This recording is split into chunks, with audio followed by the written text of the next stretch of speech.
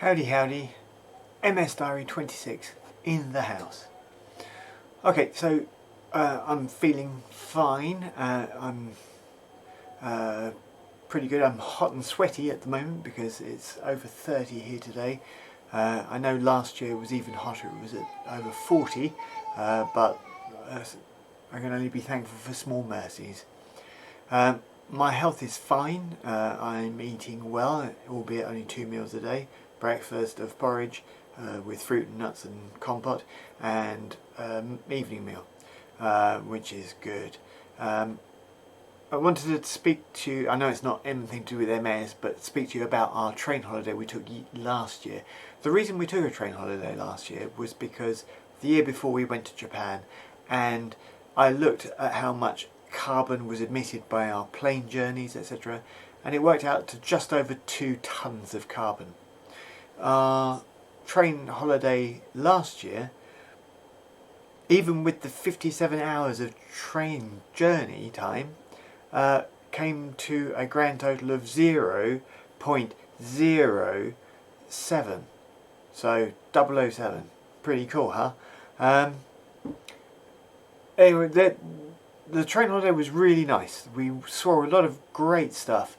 However, there were a couple of problems. The first problem was couchette. If you're young and you're limber, probably no problem at all. We're grown-ups and they're not designed for grown-ups. The couchettes themselves are just slabs of concrete, and they're really narrow, and the curtain in the couchette thing doesn't close very well, at least in ours, so you could see the bright lights at all the stations outside as they were flashing past. And the train journey time on the overnight trains is not actually indicative of how far the train is going. I reckon you could have probably done a really long journey, the 7-hour journey, in about 3 hours if you were riding in an express train or you were in a car or similar, because the train just stops and waits and then carries on. I understand why it's doing it, it's a great idea, but even so, when it stops and you're at a train station that's not being used, but the lights are still bright shining on and you can't see a thing, that's not great. So there was also a bit of a disaster when we got to Sweden, in that there'd been a big fire on the railways, and so we had to be diverted to Gothenburg. It wasn't a problem because we got to see my friend Thomas earlier than we intended to in our journey, but it did make a bit of a kink in what our plans were supposed to be. The other problem with our train holiday was that on the return leg we had to stop in Hamburg for the night, and I booked a hotel that looked really cool, I thought, that had all the decoration was done by graffiti artists, and each room was separately done and they were all really funky, except it happened to be on the Reeperbahn, which is Hamburg's, in case you didn't know, it's Hamburg's Pond district.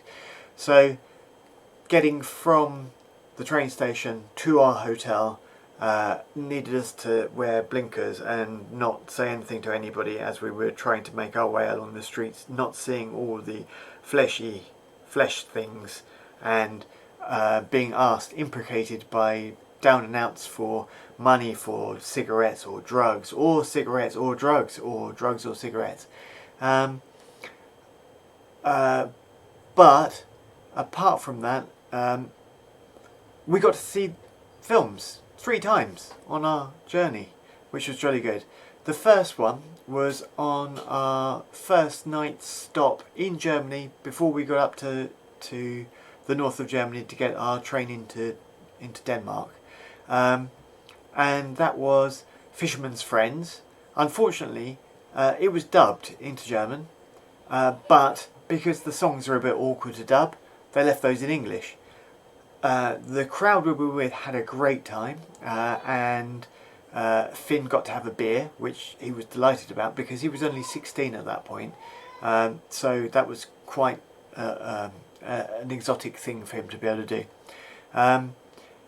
While we were in Sweden, we got to go and see Once Upon a Time in Hollywood, Quentin Tarantino's latest, in Stockholm, which was in a very plush cinema, and that was very nice. And then when we were in Oslo, there was a film festival on for Kyoto Animation, this animation house that made the film A Silent Voice, and it was to support them because they had an arson attack in 2019, so it was to send money back to Japan to keep them going.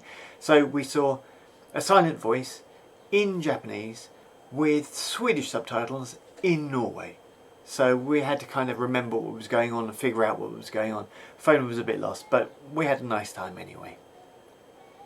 One of the upshots of the holiday as well was that I had to buy a new camera. I didn't have to, but I bought a new camera with 100 times zoom on it so that I could take pictures. And I can now take pictures of the moon and see craters on it, which is just incredible. This year we're not going on holiday because of COVID-19.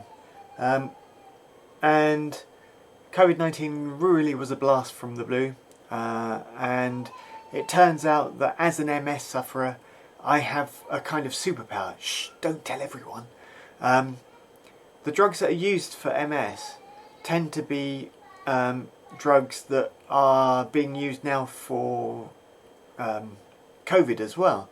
So you may have seen on the news that they were recommending interferon beta 1b, otherwise known as betaferon, for people to stop them from having to go into intensive care or to having to be put on a ventilator. And that's the drug I used to take before we went to Japan. The drug I now take, Aubagio, has the same kind of effect. So that's pretty good. Obviously we're not going on holiday this year. I've got nothing to report really. I still feel really well. I'm getting the sun. Going swimming where I can in the sea, in the ocean, and yeah, all is cool. So I hope you're doing okay. For me, my job is sitting in front of a computer, so COVID-19 crisis or not, my work pattern hasn't changed. If you work in retail or in hospitality, I really hope that things are going to go well for you. However, I have the feeling that, seeing as most of the people who are going to watch this video are probably going to be in IT as well, they may be in the same situation as me, luckily. Anyway, hope you're all keeping well. All the best from me and the fam to you and yours, and see you next time. Ta-ra a bit.